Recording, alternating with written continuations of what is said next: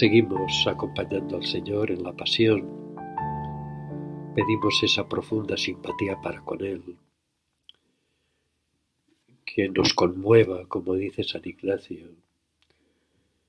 Y en ese sentido, el pedir dolor con Cristo doloroso, quebranto con Cristo quebrantado, lágrimas y pena interna, de tanta pena que el Señor pasó por mí, es una oración de cariño, de agradecimiento, de simpatía profunda por mí. Esto quiere decir que cada criatura somos importantes para el Señor. Somos importantes. El por mí no es una especie de factura que tiene que pagar, sino que es que tú y yo, para Él, somos importantes, porque somos criaturas de Dios. Y Él asume nuestra condición humana por amor hasta el final. La salvación se da desde dentro. Nuestro Dios no actúa mágicamente. Y ahora entendemos lo que contemplamos en el nacimiento. Que cuando se contempla cómo Jesús viene a este mundo, barruntamos el final. Porque viene como uno de tantos y se marchará como uno de tantos. Porque asume nuestra misma realidad. Y por eso nos ponemos a pie de cruz. Y a pie de cruz vamos a ir experimentando ese amor que desenmascara los ídolos de este mundo. Porque si nos ponemos a pie de cruz, vamos a ir experimentando cómo la cruz nos redime de la blasfemia y de la idolatría. La blasfemia no es decir palabrotas ni tacos. La blasfemia es utilizar el nombre de Dios en vano. Utilizar el nombre de Dios para enmascarar cosas sucias y muy feas. Y ante la cruz se nos está revelando que Dios es amor y solo es amor. Que es amor y solo amor. Y por eso ante la cruz quedan desenmascaradas imágenes de Dios asfixiantes y opresoras. En la cruz se expresa en su desnudez la fidelidad de Jesús, el Hijo del Dios vivo. Y por eso nos redime, nos sana, nos salva de esas imágenes de Dios que a veces nos pueden paralizar, que nos pueden incluso, yo diría a veces, aterrorizar, sino que en la cruz aparece algo que también hemos orado estos días. Y es que o nos callamos y no hablamos más de Dios, o empezamos a percibir que nuestro Dios es Trinidad Santa, que nuestro Dios es comunidad de amor. Empezamos a percibir que nuestro Dios es un ámbito de compasión y que el crucificado Jesús de Nazaret tuvo el coraje de meter en las entrañas del compasivo el dolor y el abatimiento de las criaturas de este mundo. Por eso mirar la cruz es mirar siempre que nuestro Dios, repito, es un ámbito de compasión. Y por eso, ante la cruz, no vale la pena esconder nada. Porque el Cristo crucificado, por amor hasta el final, es el Cristo de nuestros éxitos y fracasos. Es el Cristo de nuestros aciertos y desaciertos. Es el Cristo de mis atinos y mis desatinos.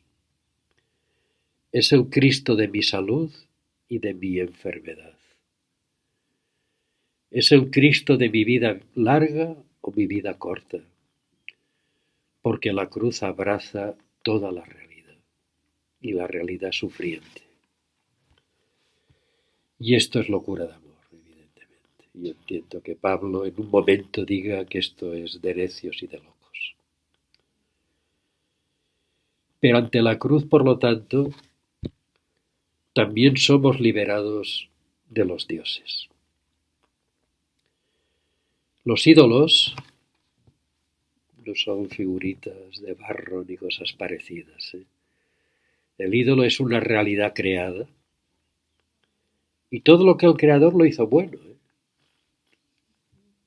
Pero a la realidad creada le otorgamos dimensión de absoluto, que bien lo dice San Pablo en la carta a los Romanos.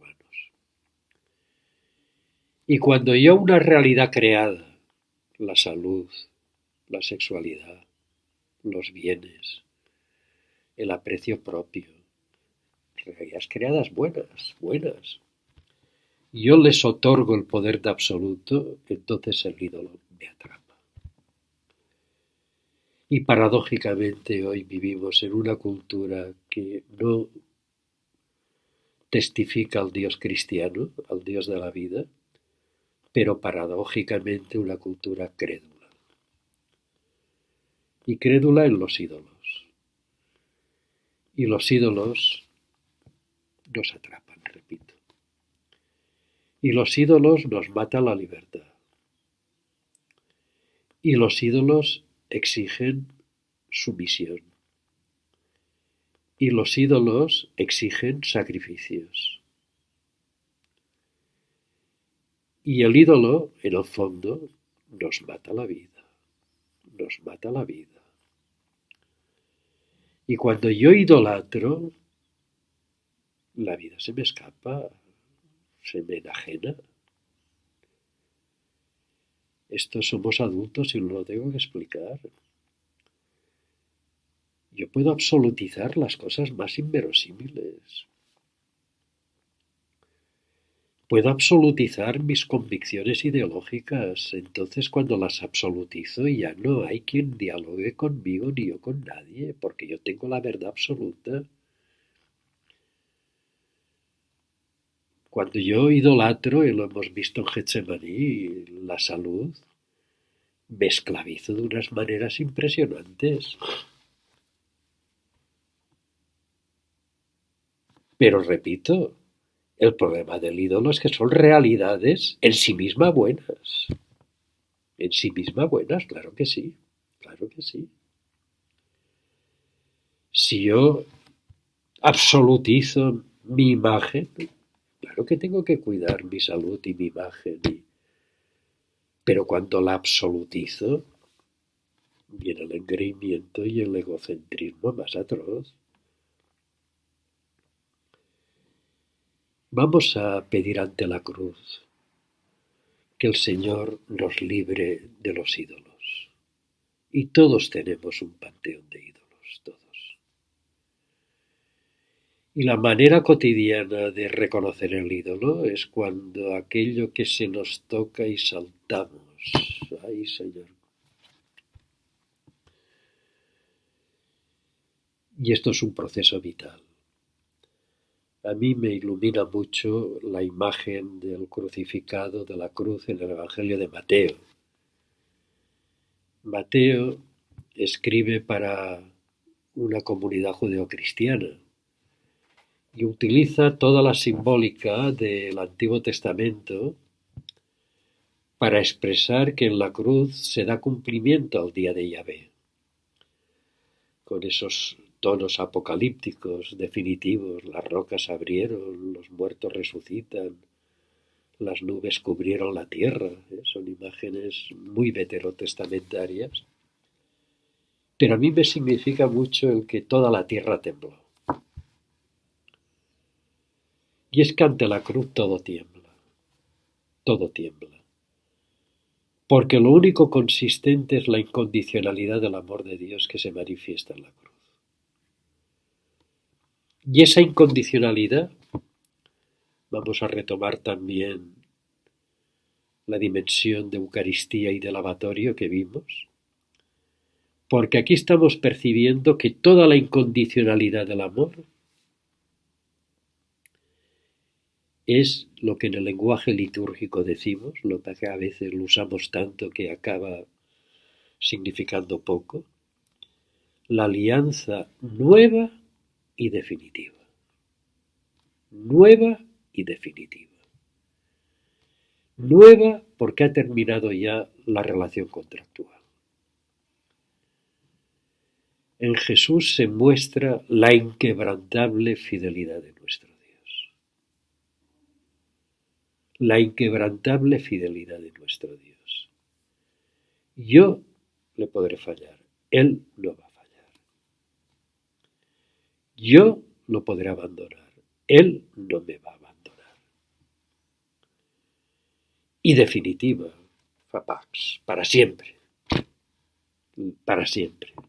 No tiene vuelta atrás. Esto realmente es liberador. San Pablo lo percibió genialmente en ese himno de Romanos que tantas veces hemos rezado y cantado. Nada ni nadie nos separará del amor de Dios manifestado en Cristo Jesús. Alianza nueva y definitiva. Alianza nueva y definitiva. Cuando digo que esto es fuente de pacificación, es porque el amor incondicional es lo que nos ubica radicalmente en la vida. Yo podré corresponder más o menos, no es el tema ahora. Yo seré más coherente o menos coherente, no es el tema ahora. El tema es que cuando miro la cruz, ahí sí que capto la coherencia y la fidelidad inquebrantable del amor de Dios sobre nuestras vidas. Nada nos separará del amor de Dios. Y esto es lo único que nos libra de los ídolos. Porque los ídolos siempre están exigiendo, nunca satisfacen, nunca satisfacen, nunca satisfacen. Y todos sabemos que cuando nos roza un poquito el amor incondicional del Dios que se revela en Jesús, aunque nos toque un poquito, experimentamos que es el manantial de agua viva que nos agota, que nos agota. Ya no hay que andar compulsivamente buscando satisfacciones que no llenan plenamente. Por lo tanto, entiendo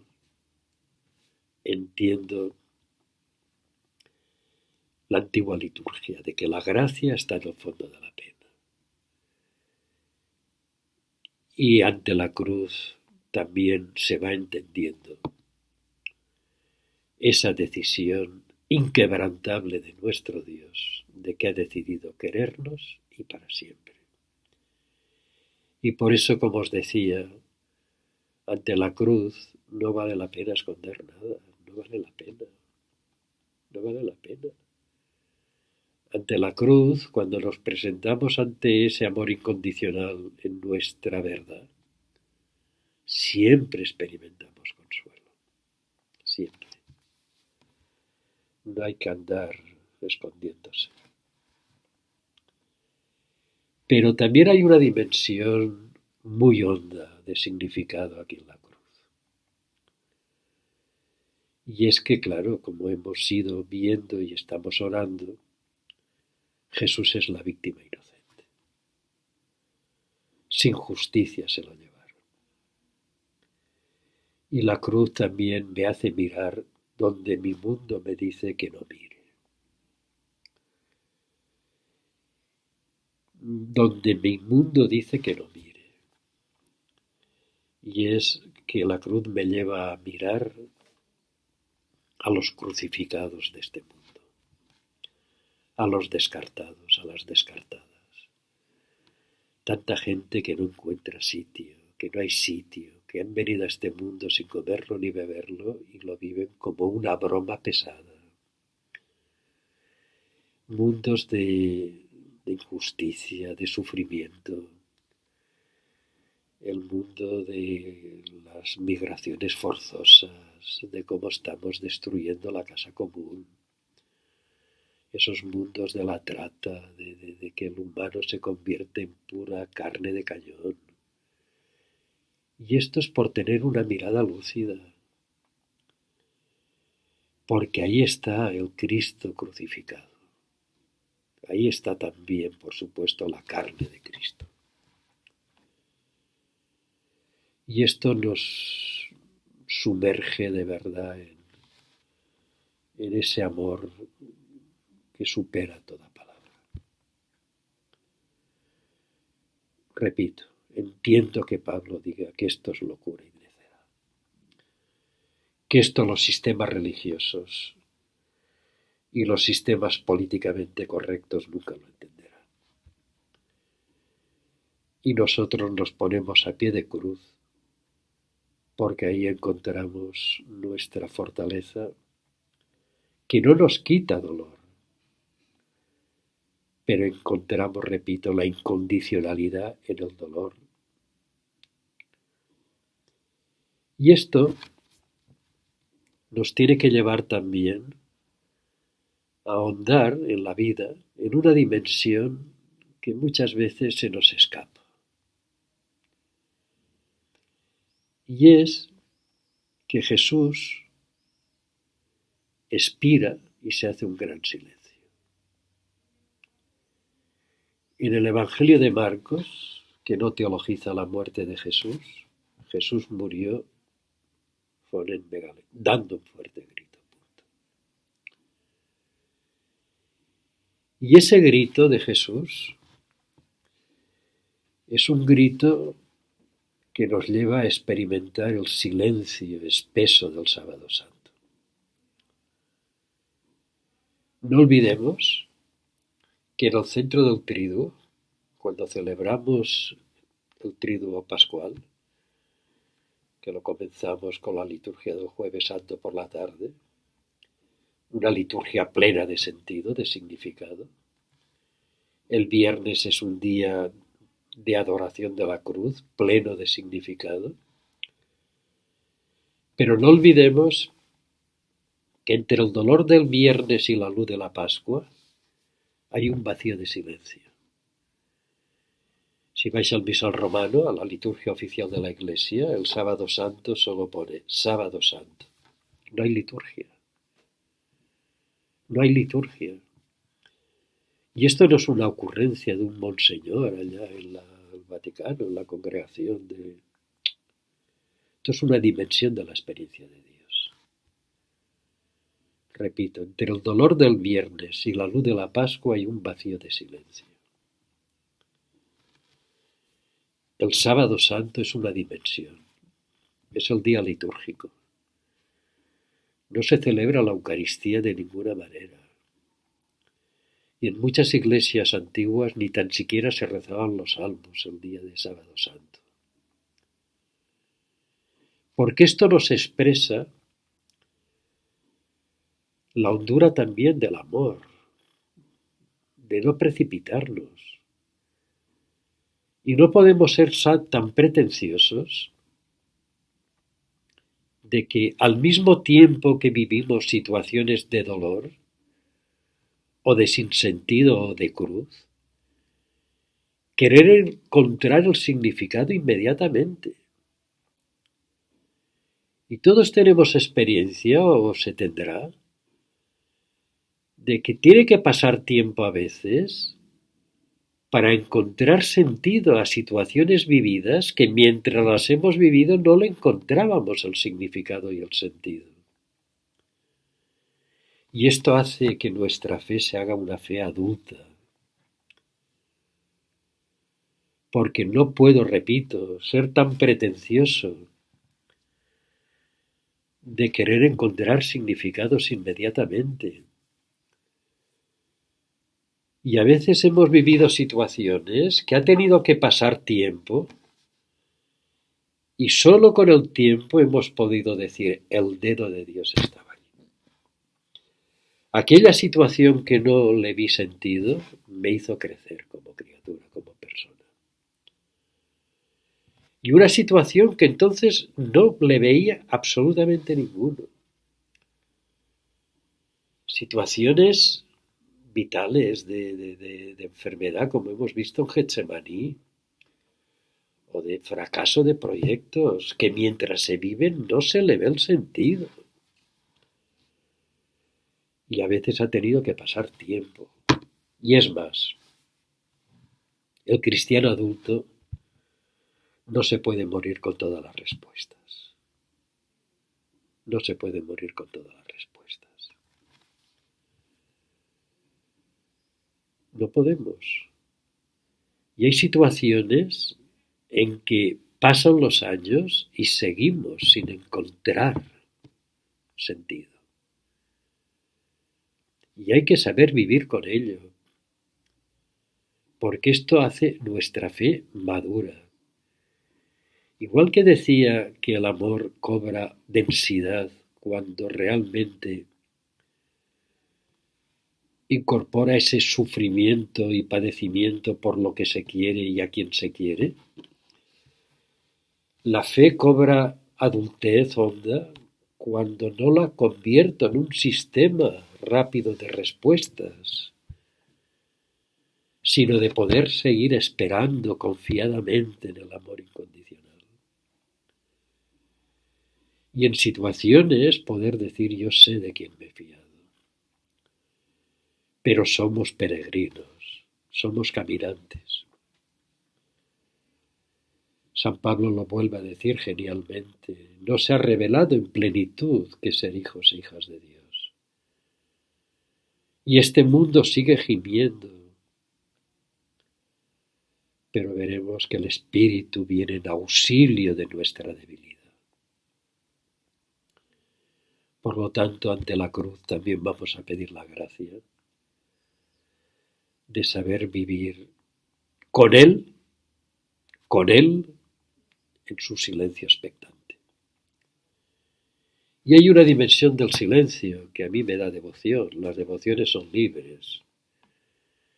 Dice el salmista que a Dios le duele la muerte de sus fieles. A mí me da devoción pensar que al Padre le duele la muerte del Hijo. Ahí hay un silencio de duelo. Y ese silencio del cual aflora el Santo Espíritu es un silencio que nos ayuda también a ahondar en el amor. Y en nuestra vida creyente sobran palabras a veces, sobra palabrería. Palabras, proyectos, reuniones, documentos, papeles, palabras. Y el silencio le da densidad al amor. El silencio le da densidad al amor. Y ese silencio está también en el corazón de la Trinidad Santa. Vamos pues ante la cruz a seguir estando, permaneciendo, con un profundo sentido de agradecimiento que desborda todo lo que podamos agradecer, y es verdad. Pero repito, es un agradecimiento porque ahí experimentamos la incondicionalidad del amor. Se sella definitivamente la alianza definitiva. Y hay otro rasgo cuando nos acercamos al relato con serenidad, y es que en los evangelios sinópticos nos dicen que cuando Jesús expiró, el velo del templo se rasgó de arriba abajo. Esto lo puedo leer y decir, pues está bien, ¿no? Y es demoledor. El velo del templo separaba el Sancta Sanctorum dentro del templo, el centro del templo. Es el Sancta Sanctorum, el lugar santo por excelencia, donde se considera que habita la Shejinah, la divina presencia. En el judaísmo no hay imagen física de Dios, pero sí que se considera que allí habita la presencia. y el velo del templo se rasgó. Se rasga la frontera de lo sagrado y profano. Y es que para nosotros creyentes, la divina presencia ya no está en ningún lugar. Nuestro Dios no es un Dios de lugares. Nuestro Dios está en la cruz. Ese es el lugar de la divina presencia. En el crucificado y en los crucificados. Y en los cuerpos crucificados. Nuestro Dios, repito, no es un Dios de lugares, como no lo fue en el antiguo Israel. Es un Dios de personas. Y ahí percibimos, repito, al crucificado como el lugar de la divina presencia, del amor incondicional. Y desde ahí se entiende la presencia en los cuerpos crucificados. Solo desde aquí. Tuve hambre y me disteis de comer. Tuve sed y me disteis de beber. Estaba en la cárcel y me visitasteis. Ahora cobra sentido hondo porque ha cambiado la percepción. Pero esto el sistema religioso no lo percibe. Qué curioso que tenga que ser el pagano, ¿recordáis? El centurión romano, el que está fuera del sistema, el que mira desde otro código, para poder decir realmente este hombre era el Hijo de Dios. Vamos pues a seguir manteniendo esa disposición de agradecimiento y entrando en ese silencio expectante, porque nuestro Dios no dejó a Jesús en el lugar de la muerte. San Ignacio nos invita también en este momento, y esto no lo tengo que explicar, dice, a considerar la soledad de Nuestra Señora. Esa María, mujer creyente, a pie de cruz, desconcertada en muchos momentos por la actuación de su hijo, pero una hija de Israel que a mí me da devoción pensar que en el fondo de su corazón, ese Dios en el que su hijo creyó y vivió, de Abraham, de Isaac y de Jacob, que es un Dios de vivos y no de muertos, para el cual todos están vivos, como su hijo anunció, dentro del desgarro y el dolor, esperaría que ese Dios no dejara a su hijo en el lugar de la muerte para siempre. Vamos a contemplar y a considerar la soledad de María y de tantas mujeres que están a pie de cruz, realmente generando dinámicas de vida y de fortaleza.